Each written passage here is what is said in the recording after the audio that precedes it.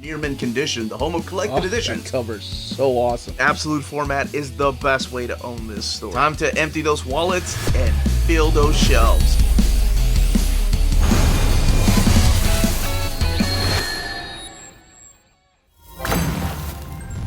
How you doing, Minties? Astonishing Melanie here, and welcome back to Near Mint Condition, a channel where you can be part of a positive, honest community and lay claim to some comic book knowledge.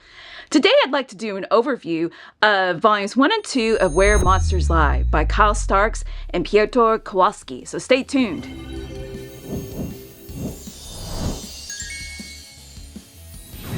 Thank you to Dark Horse for sending us these review books, and Volume 2 just came out last month. They're both 104 pages, collecting issues 1 through 4 of each, Where Monsters Lie, for the first volume. And then it's titled Where Monsters Lie, CULL-DE-SAC, issues 1 through 4 for the second volume. They retail for $19.99. And Dark Horse makes some sturdy books because these are just standing up nicely. Oh no, of course that happened. Well, overall, they have been standing up nicely. These are definitely rated teen plus. Not that I could find that on the back, but trust me, even I can tell with the language and the violence, and oh my goodness, so much fun. They are regular size trades, and let me just show off my comic signed by the All Reds as a size comparison. We just got this at Heroes Con a couple weeks ago. If you're a fan of horror comedies or any story that twists a horror trope, or think it's you'll be a fan of this. Or how about, think of it this way: if you like movies such as One Cut of the Dead, Deadstream, Tucker and Dale versus Evil, you'll enjoy these books. How do I know? Because, and I'll show you when I get to the end of this one, Kyle lists some horror movies that he suggests that you watch. Let's take a look at the inside. I'm going to try to keep this spoiler free for both trades, and just to let you know the overall gist. All right, the premise of Where Monsters Lie is that there is a private gated community for serial killers that protects them so that they can have a normal citizen's life while they're not killing. Starks starts off the story with boys running away, knocking on the door with this old lady named Zell, that this guy's trying to kill him, and she immediately dispatches of, let's see, at least one. Yeah, and then he kills the second boy, and the third one escapes.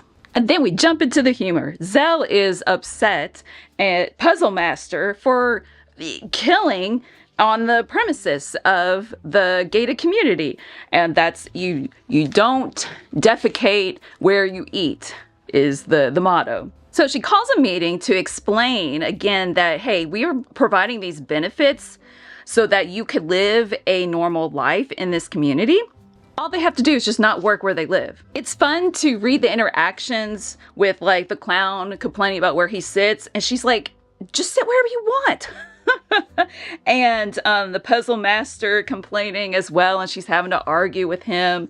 Let's see, in this volume, I think Puzzle Master is my favorite serial killer, but I really like the clown. He's talking about wanting a torch, and this isn't a spoiler, he gets a torch later. Here Zell is on him about the HOA rule, about the, the trash. You can see your trash cans, that's fineable.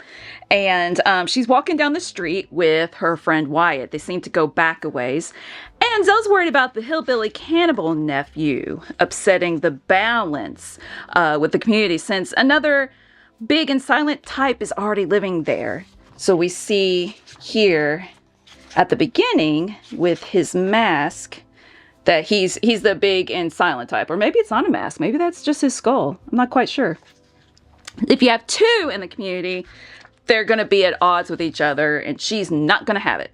The story then jumps to Special Agent Police Officer Connor Hayes, who is interviewing Linus, the boy that escaped a couple of pages ago. And he seems very shocked to find out the information about the serial killers community, that he definitely has an interest in. We see in issue 2 his backstory, why he has entered the force and why he is trying to track down serial killers. In fact, he's so passionate about it that he takes the kid to the neighborhood itself. Like, oh my gosh, can you do that? I love the cover here with the skull under the ground. Oh, it's so nice. The colors are great in this. That it's a great art style that really fits the mood, and it's creepy and comedy with its sketchiness. But the characters really pop against the dark background. I think the blood splatters are on point. They get a thumbs up from me. And I don't want to show the very last page, so I can't show one of the covers. But here's some of the others. Fabio Moon, Tyler Crook, David Rubin. That's creepy. And then some sketches by Kyle Starks. And then finally, it ends with sketches by Kowalski. Yeah, I like badass old ladies.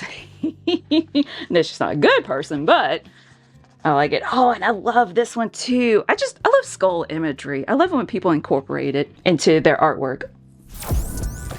So I'll do an overview of Volume 2 without spoilers, but of course there will be a couple of inherent spoilers, as in, hey, this person survived because now they're in Volume 2. So I will say though that Volume 2 was my favorite. I really felt like this was a good solid base, and then it really gets going in Volume 2. If you'd like to skip who survives and not see anything about Volume 2, definitely skip ahead to the timestamp with the cool list of movies that Kyle Stark suggests in the back. Yep, so obviously Connor Hayes survives. And the premise of Volume 2 is that the survivors of Site A, that's how Zell refers to it, as Site A moved to Site B, and this includes Zell along with her friends Wyatt and his daughter Ella, who is married to Connor and is with child. Therefore, Connor is now part of the family. It starts with Site B having a community meeting, so we've got a whole new batch of killers. And in this trade, my favorite is the Holiday Killer. I love how wrapped up he is in his work, and he just wants it to be the best it can be, and it reminds me of me. Not that I would go out killing people, but it's just like, well, this doesn't make sense, and I gotta say it this way, and blah, blah, blah. Now that Connor's part of the family, he is expected to become a killer as well. And Dream Master, this powerful serial killer, is going to keep him in line. If he tries to kill any of them, he's already threatened him in his dreams and such. Linus, who survived missing an arm, befriended Master and F-Master and I can't say it, Baphomet. It's a play on Baphomet, which is a demon that Lord of Minotaurs, or a symbol of balance, not being inherently good or evil. That's what's said on Wikipedia. I didn't know of this entity before, but okay, he befriends both of them. And so they're traveling along, just trying to find their way. Zell seems to take over. I'm sorry, she doesn't seem to. She does take over Site B, and she seems to be planning something with the Witches 3. She just goes ahead and offs this dude, and things are going to go her way. Ella explains that she's a different person. She doesn't want to murder anymore, and Connor reassures her by saying he believes her. And here, to me, is when he turns even more badass. The last panel. It's such a satisfying ending. He says, I'm glad to hear that because I'm going to kill every last one of them, meaning her family and everybody in Site B. So we have two storylines following Linus and his group as they travel along, and Connor fighting Vilmos the Dream Master and searching for an opportunity to take down Site B, whose residents include Beast Lord, this is Mr. Wrinkly, and Baby Alice. Here we have some covers by Tyler Crook again, and Evan Dorkin with Sarah Dyer. And then finally, Dan Hipp. Okay, now for his suggestions, Kyle Stark's suggestions of the best horror comedies you probably haven't seen, he does give the caveat that he is absolutely not an expert on anything. But he suggests Tucker and Dale versus Evil, Idle Hands, Deadstream. I've seen this one and I don't remember. I want to rewatch it because I was like, oh, Alan Tudyk's in it. Well, sign me up. Deadstream I have seen. Bubba Hotep, I want to give this one a try again. I watched it years ago and maybe I wasn't mature enough to appreciate it. How can I not like it? But I don't know. I love Bruce Campbell. Behind the Mask, The Rise of Leslie Vernon.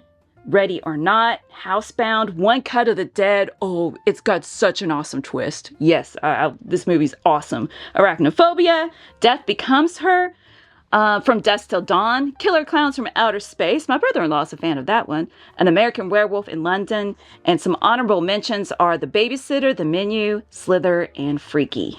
The tray finishes up with some sketches by Kyle Starks and some panels. So it seems that Kyle kind of sometimes that it explains here that he couldn't come across in language with what he wanted in the panel, so he would draw it himself, and then Kowalski would redo it.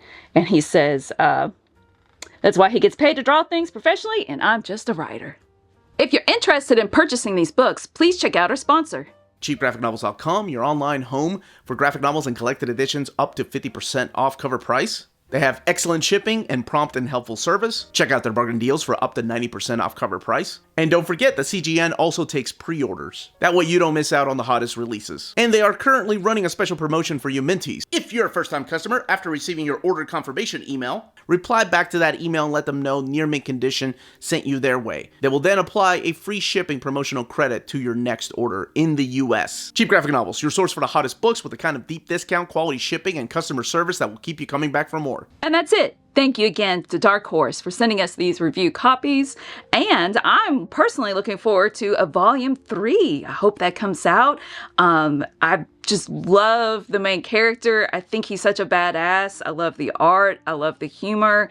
Thank you to Kyle Starks, Piotr Kowalski, and Vladimir and Joshua for working on this as well. What are your thoughts about these? And what are some of your favorite horror movies that twist the tropes and bring some humor in? Let us know in the comments, and as always, stay minty!